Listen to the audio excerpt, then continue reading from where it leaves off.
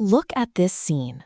A stadium of strangers, leaping out of their seats as their nervous systems flood with pure collective electricity. Then there is the person sitting right next to them, watching the exact same event and feeling absolutely nothing. Every weekend, billions of people emotionally surrender to an outcome they have no way to control. The action is carried out by strangers they will likely never meet, yet the results can dictate their entire emotional state until Monday morning. To understand why this fanaticism is so powerful for some, we have to look at the wiring of the people who find it entirely meaningless. For thousands of years, survival was a group effort. Our ancestors' brains were built to monitor the status of their tribe, and modern sports teams provide an ideal target for that ancient hardware to attach to.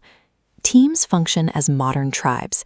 They give us colors, rituals, and clearly defined geographic territories to defend. During a game, a fan's brain releases oxytocin to create a sense of bonding with the crowd, while cortisol levels rise as if the team's loss were a genuine physical threat. Science shows that a fan's testosterone levels actually fluctuate based on the score. A victory sends levels skyrocketing, proving that for the obsessed, sports are an intense biological event. This response shows up in other competitive arenas too. During the 2008 election, researchers recorded significant testosterone surges in male voters after their candidate secured the presidency. The passion we see in a stadium is an ancient survival reflex firing perfectly within a synthetic, modern tribe. Fans experience a game through mirror neurons, cells that fire when we perform an action or when we simply watch someone else do it. For the fanatic, the brain acts as if it is personally executing the play on the field. This mirroring leads to burging, or basking in reflected glory. It allows a fan's identity to merge with the team, turning a stranger's victory into a personal win. This shows up in our language. Fans often say "we won" after a victory, but shift to "they lost" after a defeat, creating a psychological distance to protect their self-esteem. The indifferent observer allocates their empathy differently. Instead of vicarious competition, they often direct their emotional energy toward personal relationships, creative projects, or intellectual challenges. Because their identity isn't tied to a team, their self-concept remains consistent.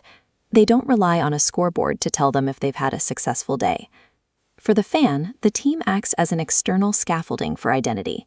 The non-fan relies on a foundation built from their own choices and personal history. A sports game operates on a schedule of intermittent reinforcement. This chart shows unpredictable tension, punctuated by sudden reward spikes, the addictive mechanism driving slot machines. That uncertainty keeps reward centers flooded with dopamine. The brain wants to recreate that physiological excitement. However, some people have lower reward sensitivity to these specific triggers. Their dopamine systems simply aren't activated by watching others compete. For these individuals, the most satisfying chemical highs often come from personal mastery. They prioritize the dopamine that comes from solving a problem or perfecting a skill themselves. This aligns with a personality trait called openness to experience. Non-fans often seek out complex, evolving narratives, like art or philosophy, over the repetitive, resetting loops of a sports season. An indifference to sports marks a difference in what the brain prioritizes. It is a focus on narratives that offer a higher level of complexity or personal involvement. The intense emotional investment of a fan and the quiet detachment of an observer are both valid ways of processing the world.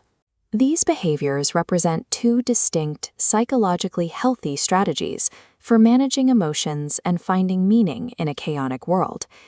The difference lies in how each brain answers the fundamental question of where to invest its limited supply of emotional energy.